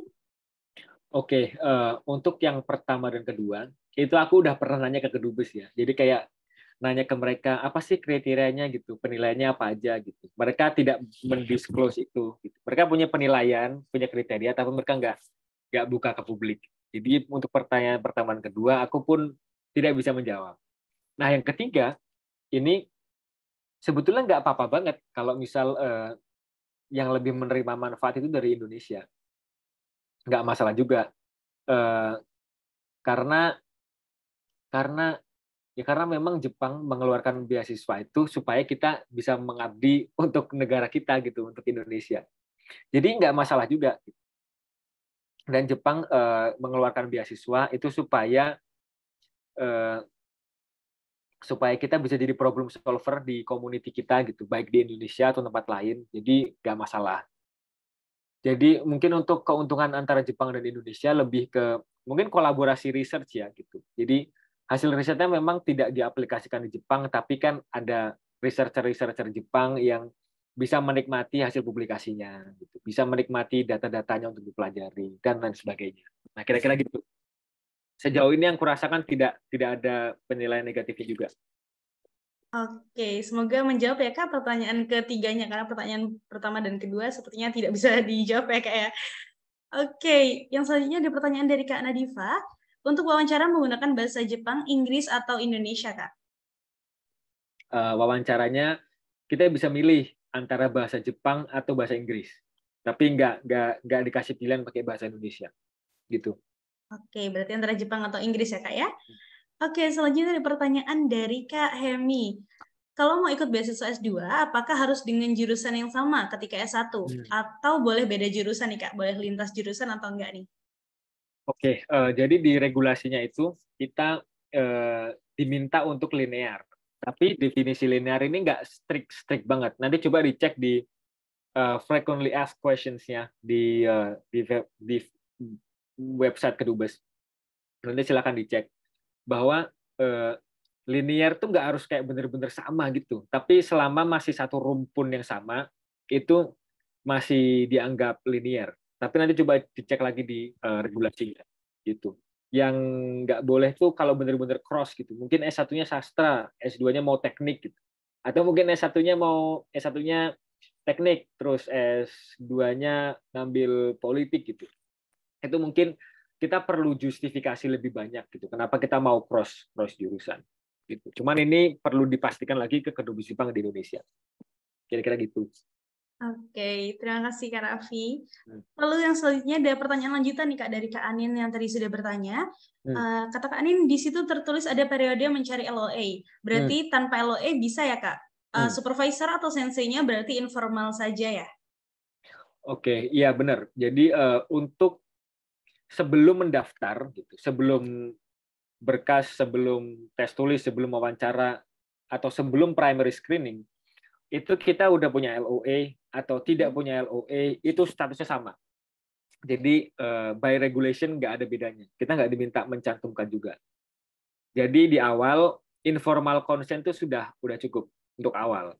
Baru nanti setelah lolos primary screening, kita akan dikasih waktu sekitar 2-3 bulan untuk secara resmi apply LOA ke kampus Jepang. Nah, kira-kira gitu. Oke, semoga menjawab ya Kak Anin ya. Lalu selanjutnya ada pertanyaan dari Kak User, mungkin ini tidak ada namanya nih Kak ya. Untuk persiapan proposal research sendiri, Kak Raffi butuh waktu berapa lama nih Kak? Sekiranya menggunakan proposal riset yang sebelumnya, apakah efektif Kak? Atau lebih baik kita buat proposal yang baru dan lebih relevan? Tadi sepertinya mungkin sedikit sudah disinggung ya oleh Kak Raffi saat penjelasan nih Kak. Ya, jadi proposal risetnya sebetulnya baru maupun yang udah pernah kita kerjain itu nggak terlalu ini, maksudnya nggak terlalu signifikan gitu. Selama kita bisa jelaskan value-nya dan visibility-nya, itu sih bisalah bikin kita lebih kompetitif gitu. Cuman kalau misal kita ngerjain riset yang kita udah pernah kerjain sebelumnya, kita punya bekal nih gitu untuk bilang bahwa saya udah punya pengalaman gitu, punya pengalaman sebelumnya ngerjain hal yang sama. Dan untuk waktu persiapannya waktu itu aku sekitar 3 bulan lah. Jadi dari Desember tuh mulai nyiapin tuh, Desember, Januari, Februari jadi, bulan Maret mulai email sensei, April buka. Jadi sekitar 3 bulan. Bikin proposal, dikirim ke dosen, cari feedback, dikirim ke dosen, cari feedback, gitu. Dipoles lagi. 3 bulan waktu itu. Oke, 3 bulan ya Kak untuk mempersiapkan riset proposalnya nih ya Kak ya. Oke. Ini Kak Raffi masih banyak pertanyaan yang muncul. Kak Raffi mau jawab semua atau gimana nih Kak? Saya kembali lagi ke Kak Raffi nih. Sehabisnya aja nih, nggak apa-apa. Oke, sehabis. Oke, luar biasa sekali sehabisnya teman-teman. Oke, kita lanjut berarti ya Kak ya. Pertanyaan dari Kak Hanindya. Izinannya Kak Raffi, apakah riset proposal sebaiknya linear dengan departemen saat kita skripsi atau boleh beda departemen tapi masih dalam satu jurusan nih Kak? Bisa langsung dijawab Kak Raffi? Oke, kalau mau linear itu ada nilai plusnya juga. Jadi kita bisa ngejelasin bahwa saya ngerjain topik ini nggak baru-baru aja nih. Saya udah pernah riset ini sebelumnya waktu S1. Cuman kalau misalnya mau beda departemen tapi masih satu jurusan, itu nggak apa-apa juga. Selama kita bisa menjelaskan kenapa kita cross departemen gitu. Atau mungkin kita mau kembangin topiknya gitu, atau kita mau menyambungkan 2 hal gitu yang ada di 2 departemen ini.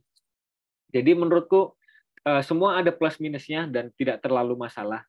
Yang penting kita bisa justify kenapa kita mau cross departemen dan value-nya apa dari proposal itu. Oke, yang penting berarti bisa menjelaskan ya secara jelas Kak, kenapa alasan dibalik pemilihan keputusan itu ya Kak ya.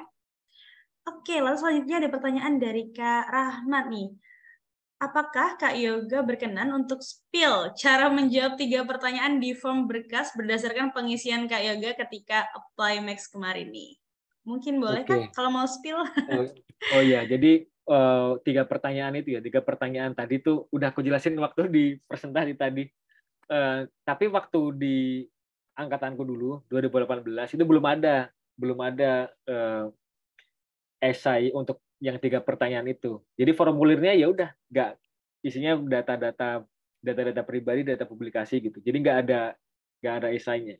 Tapi yang jelas rangkuman tadi ya untuk menjawab 3 pertanyaan itu, beberapa teman-temanku yang lolos, aku baca juga itu esainya. Yang jelas mereka tuh punya visi yang kuat,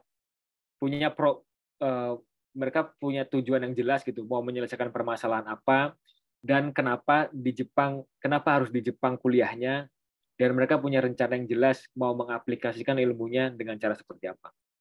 Nah, kira-kira gitu.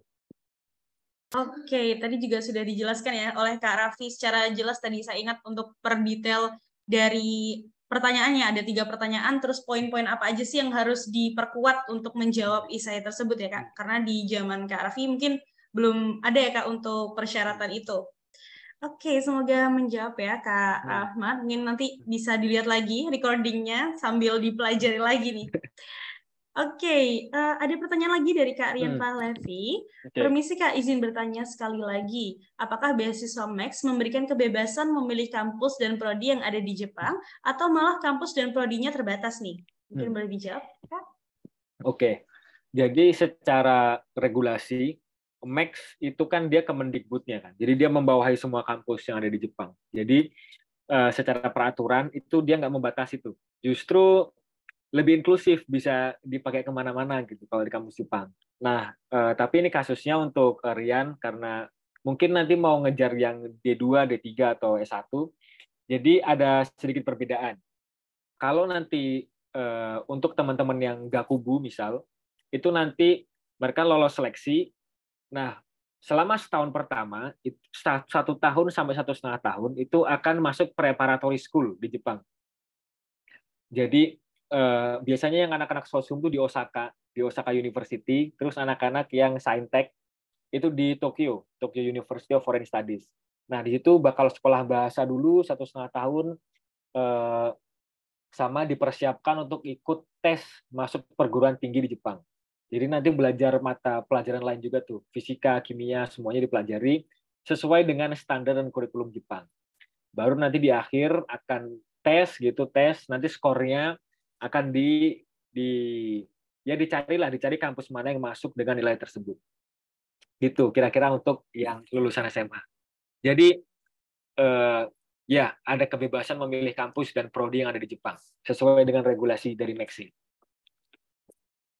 Oke, berarti tidak terbatas ya Kak Raffi ya untuk pemilihan kampus dan prodinya. Semoga menjawab Karian. Yang selanjutnya ada pertanyaan dari Kak Rahajeng, mungkin ini sedikit spesifik juga nih Kak nih. Kalau untuk kelas di tanggal 1 Oktober 2023 dengan beasiswa Max, sepengalaman yang Kakak tahu ya, bagaimana mekanisme pemberian tiket pesawat dari Max dan bagaimana sistematika penurunan living cost dari Max tersebut untuk mahasiswa. Lead time-nya juga kalau boleh tahu berapa lama ya Kak? Terima kasih. Bisa dijawab? Kalau G2G, tiket berangkat pertama itu yang beliin ke Dubes. Jadi nanti kita tinggal nunggu aja. Kita tinggal nunggu. Nanti di email tuh tiketnya gitu. Pemberian tiket pesawat ya. Kemudian untuk living cost, penurunan living cost, ini maksudnya mungkin living cost bulan pertama ya. Jadi memang bulan pertama kita nalangin dulu. Kita pakai uang pribadi dulu, baru nanti di bulan kedua baru nanti akan turun. Nah, tapi nanti untuk bulan-bulan selanjutnya, kita nanti setiap awal bulan akan absen gitu. Absen untuk membuktikan bahwa kita berada di Jepang. Nanti turun di akhir bulan, biasanya gitu. Turunnya di akhir bulan, tiap bulan. Gitu. Nah, ini lead time ini maksudnya apa ya? Waktu, apa nih lead time? Iya Kak, sorry aku langsung buka mic aja ya. Oh iya iya. Silakan Jadi Kak. aku kemarin dapet yang dari Max, Hmm. cuman sampai misalnya udah dapet, keterima. Terus untuk masalah visa, tiket dan lain-lain itu sampai sekarang belum ada follow up. Nah, ketika aku tanya kayak LO-nya mungkin ya, itu tuh dia bilang akan dihubungi ketika sudah mulai persiapan untuk kelas pertama tuh di Oktober. Jadi nanti akhir September baru mungkin akan ada informasi lebih lanjut. Emang gitu ya Kak berarti? Oh ya, Ada mungkin gitu. oh ya, ini asumsiku, ini you to you atau ini you to you ya atau you to you? You to you Kak. Oh iya, kalau you to you mungkin akan mulai diurus setelah selesai semester ya. Mungkin aku nggak tahu tuh, aku nggak ngikutin you to you juga. Jadi mungkin ini selesai semester tuh bulan Juli akhir. Mungkin nanti akan mulai transisi ke semester selanjutnya tuh mulai awal Agustus gitu. Jadi mungkin ditunggu aja tuh. Kalau udah dapat max, baik itu U to U atau G2G, insya Allah secara birokrasi aman lah. Oh. Aku belum pernah dengar kayak dapat max terus nggak jelas gitu. Aku belum pernah dengar tuh di sini.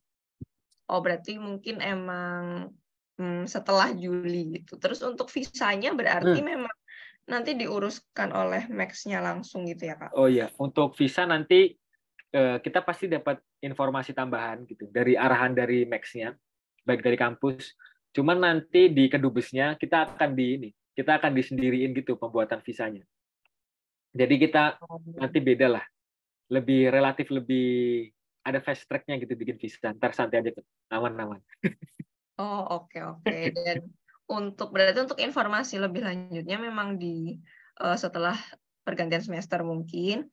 Dan untuk lead time tadi turun living cost pertama, emang di bulan pertama kita emang harus nalangin dulu. Terus yang tadi saya mau tanya, di bulan pertama yang kita kirim bukti itu ke absensi, kalau kita benar-benar ada di Jepang, terus di bulan terakhirnya itu tadi apa ya, maaf saya kurang dengar. Oh, jadi uangnya itu cair di akhir bulan. Jadi kita tanda tangan tanggal 1 nih, turun tanggal 25 gitu. Oh gitu. Untuk banknya juga disediain Max, Kak? Ya, banknya itu nanti begitu kita datang, nanti Mbak Rahajeng email aja ke kampusnya gitu, minta teaching assistant, minta tutor. Nah, minta tutor tuh. Tutor tuh kayak orang yang dibayar kampus untuk bantu kita ngurusin semua birokrasinya.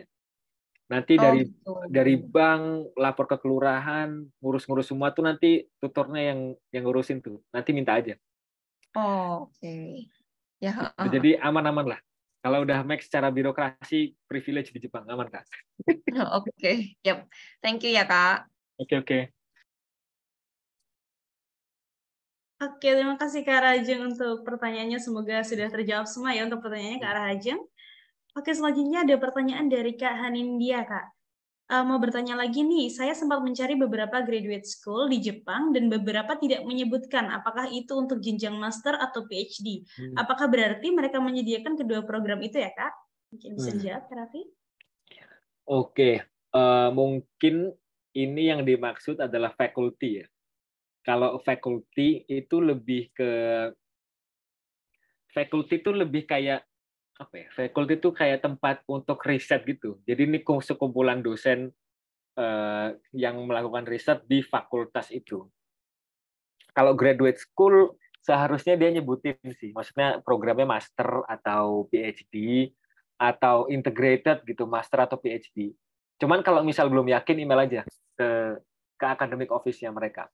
Biasanya kalau Jepang fast respon, kalau academic office-nya ya. Nanti silahkan tanya aja Kak Anindya.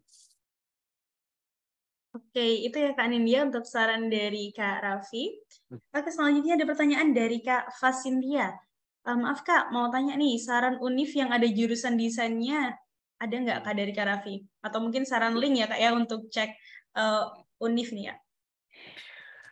Untuk desain, ini nanti bisa di Google ya. Google aja kan. Top design university in Japan gitu. Nanti coba dicari tuh.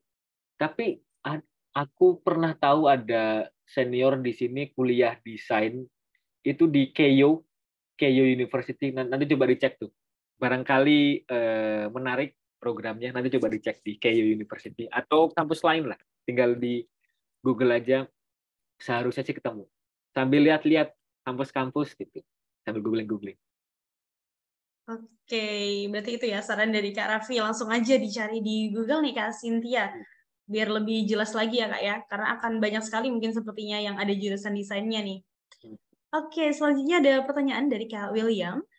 Kak mau tanya, bagaimana dengan IPK yang tidak sampai 3,3? Kalau tidak salah tadi batasnya 3,2 ya Kak ya? Akan tetapi kita sudah dapat LOA dari salah satu kampus di Jepang. Apakah tetap tidak bisa ada kesempatan buat apply beasiswa Max-nya? Terima kasih.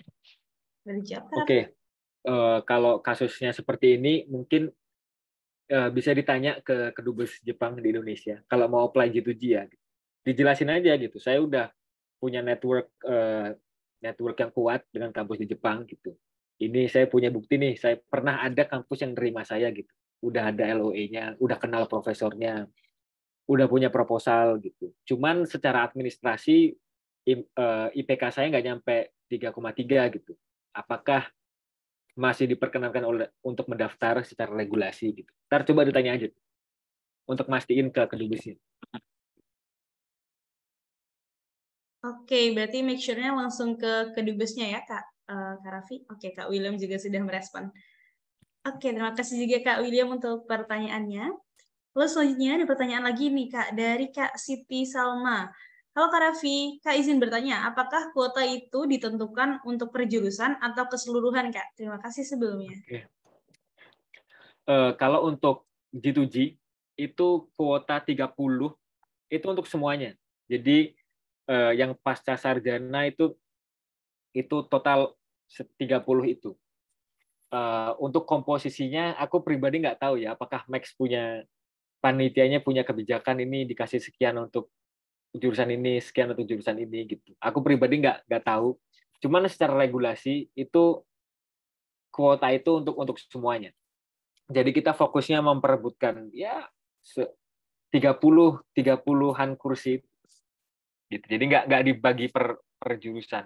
Secara regulasi nggak ada pembagian. Cuman nggak tahu mereka punya penilaian lain atau enggak. Oke, semoga menjawab ya Kak untuk pertanyaannya. Jadi itu total kuotanya adalah keseluruhan, bukan per jurusan.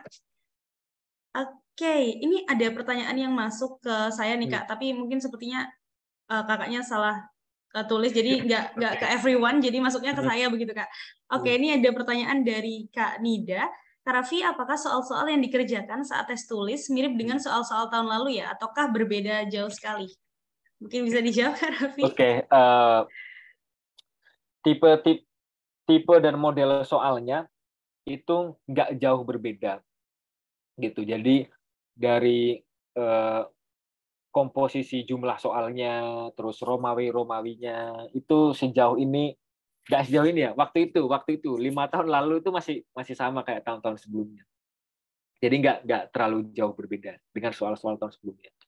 Secara format ya, tapi kalau konten soalnya sih semuanya beda, 100% beda. Oke, berarti cuma modelnya saja ya Kak yang sama, karena nggak mungkin kalau soalnya sama, berarti kan bocoran kalau gitu ya Kak. Oke, semoga menjawab ya Kak untuk Kak Nida untuk pertanyaannya. Ini ada pertanyaan lagi yang masuk nih Kak, pertanyaan baru dari Kak Baik Lenisha. Kak mau tanya, kalau ada rencana bawa keluarga untuk kuliah di sana nih, mungkin ada info untuk mendapatkan sekolah anak mudah atau sulit nih di sana Kak? Dan untuk mendapatkan pekerjaan jika suami ikut juga mudah atau sulit? Mungkin bisa dibantu dijawab Kak Raffi? Oke, aku ini ya, makasih Kak Baik pertanyaannya. Aku di sini bujang, tinggal sendiri, tapi banyak seniorku, senpai-senpaiku di sini yang kuliah di sini bareng keluarga, bawa anaknya sekolah di Jepang, sekolah di TK Jepang, sekolah di SD di Jepang. Itu mungkin ada kesulitan mungkin adaptasinya gitu, tapi secara administrasi, secara akses, sepengalamanku sih beliau-beliau senior saya nggak ada problem. Anak-anaknya bisa sekolah dengan baik seperti anak-anak pada umumnya gitu.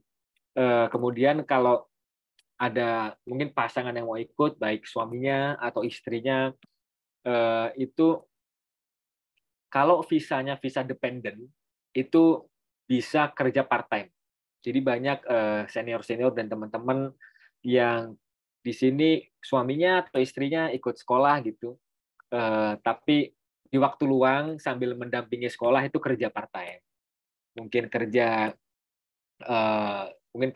jadi cleaning di hotel gitu, atau mungkin kalau bahasa Jepangnya udah jago banget itu jadi translator atau job-job lain gitu. Jadi itu suatu hal yang mungkin dilakukan gitu. Sudah banyak yang melakukan hal tersebut. Oke, berarti memang mahasiswa Indonesia yang studi di sana juga banyak yang berkeluarga ya Kak ya, dan tidak susah juga untuk mencari sekolah anak maupun cari part-time juga untuk kerja di sana ya Kak Raffi ya. Oke, semoga menjawab ya Kak Baik untuk pertanyaannya. Oke, terima kasih kembali untuk pertanyaannya Kak Baik. Sepertinya pertanyaan Kak Baik ini menjadi pertanyaan terakhir ya Kak di sesi Q&A kita pada malam hari ini, dan semuanya terjawab dengan ada satu lagi nih Kak, boleh dijawab? Boleh, Ada satu boleh. lagi yang masuk. Oke, pertanyaan dari Kak Cynthia lagi. Kalau beasiswa Max itu apakah untuk univ yang di Jepang saja Kak? Jawabannya iya, tentu. Iya, ini beasiswa dari pemerintah Jepang untuk yang sekolah di Jepang. Tapi ada juga beasiswa yang fundingnya dari Jepang, tapi bisa dipakai ke kampus-kampus di luar Jepang gitu ada. Namanya beasiswa Asian Development Bank atau ADB. Nah itu ADB itu nggak cuma kampus Jepang doang, dia ada yang ke Australia, ada yang ke New Zealand gitu. Nanti coba dicek. Tapi kalau untuk Max, ini karena dari pemerintah Jepangnya langsung, jadi untuk orang asing yang mau sekolah di Jepang gitu. Oke, sudah terjawab ya Kak Fes. Kalau untuk Max hanya khusus untuk Jepang. Mungkin kalau yang lainnya ada yang dari beasiswa ADB Scholarship. Oke, sepertinya pertanyaan Kak Fes ini menjadi pertanyaan terakhir nih Kak di sesi Q&A kita pada malam hari ini. Mungkin untuk menutup, sebelum kita menutup nih Kak, mungkin ada closing statement dari Kak Raffi untuk teman-teman semua dan kakak-kakak semua yang hadir di sini nih Kak. Boleh Kak Raffi? Oke, sebelum closing statement ya, aku mau memberi catatan sekali lagi. Jadi kalau misal teman-teman ada yang punya pertanyaan yang sifatnya regulasi, gitu, silahkan dipastikan sekali lagi ke pihak yang berwenang, istilahnya gitu. Jadi kalau Next G2G ya ke Kedubes Jepang di Indonesia, kalau U2U juga ke kampusnya gitu. Jadi jawaban-jawaban yang aku kasih ini lebih kayak ke berdasar pengalaman pribadi. Jadi kalau perlu jawaban resmi, itu silakan tanyakan kepada pihak yang berwenang. Nah, kira-kira kayak gitu. Nah, untuk closing statement, yang sering ku share ke teman-teman adalah, yang pertama adalah buat teman-teman yang sering ngerasa minder gitu. Aku pun dulu juga kayak gitu, minder atau insecure, fokusin ke persiapannya aja. Karena pertama, kemenangan adalah milik ia yang siap, bukan dia yang kuat, bukan yang pintar semata, tapi dia yang siap. Itu yang pertama. Yang kedua adalah beasiswa itu beda dengan olimpiade atau beda dengan lomba gitu. Kalau olimpiade atau lomba kan dicari yang paling pintar kan, dicari yang nilainya paling tinggi gitu, yang paling bisa ngerjain soal, cari yang paling jenius gitu. Tapi kalau beasiswa itu dia sifatnya investasi. Investasi itu diberikan kepada orang-orang yang siap untuk payback, gitu, yang siap untuk mengabdi, yang punya rencana untuk mencapai visi misi pemberi beasiswanya. Jadi untuk teman-teman yang masih suka insecure atau minder, nggak apa-apa, itu perasaan yang manusiawi, tapi dilampiaskan ke persiapan yang lebih kencang aja gitu. Kira-kira kayak gitu sebagai penutup. Oke, luar biasa sekali nih Kak Raffi. Mungkin teman-teman bisa kasih applause atau reaction-nya untuk sesi kita pada malam hari ini bersama Kak Raffi. Luar biasa sekali ya Kak ya. Wow, banyak sekali yang memberikan applause untuk Kak Raffi. Saya juga. Tadi mungkin sedikit saya ambil dari Kak Raffi ya. Jadi kemenangan adalah milik dia yang siap, dan beasiswa ini beda ya Kak sama Olimpiade. Kalau Olimpiade mungkin dicari nilai yang tertinggi, tapi kalau beasiswa ini dicari yang benar-benar siap dan benar-benar bisa berkontribusi kembali untuk negaranya. Begitu luar biasa sekali Kak Raffi. Terima kasih banyak atas waktunya, sudah meluangkan waktu. Mungkin di sana sekarang sudah jam berapa nih Kak Raffi? Sudah berganti hari? Ya, dikit lagi besok ini. Sudah berganti hari nih untuk di Kak Raffi ya. Wah, luar biasa sekali. Hampir 2 hari kita webinar ini bersama Kak Raffi ya. Oke, sekali lagi terima kasih kepada Kak Raffi sudah meluangkan waktu, mungkin di sela kesibukannya juga, karena pasti sebagai mahasiswa PhD juga banyak kesibukannya ya Kak ya. Semangat juga untuk studinya di sana, studinya di Jepang. Semoga lancar semuanya untuk segala hal di Jepang. Dan terima kasih juga kepada teman-teman yang sudah hadir dan antusias memberikan pertanyaan yang banyak sekali dan luar biasa. Semoga dapat segera menyusul Kak Raffi ke studi ke Jepang dan menjadi awardee beasiswa Max. Amin. Kita aminkan semua ya untuk doa baiknya. Oke, mungkin itu tadi sesi kita yang sangat luar biasa bersama Kak Raffi. Saya Adra beserta tim Studi Indonesia pamit undur diri. Sampai jumpa di lain kesempatan ya teman-teman. Wassalamualaikum warahmatullahi wabarakatuh. Selamat malam Kak Raffi dan kakak-kakak semuanya. Sampai berjumpa lagi di lain kesempatan. Terima kasih. Thank you semuanya. Thank you. Makasih banyak Kak Adra, Kak semuanya. Raffi. Terima kasih banyak Kak Adra, Kak Raffi. Terima kasih banyak, Kak. Thank you, izin live duluan ya. Iya, silakan Thank you Kak teman-teman Raffi. semua. Terima kasih banyak. Terima kasih kakak-kakak semuanya. Selamat beristirahat. Ini on.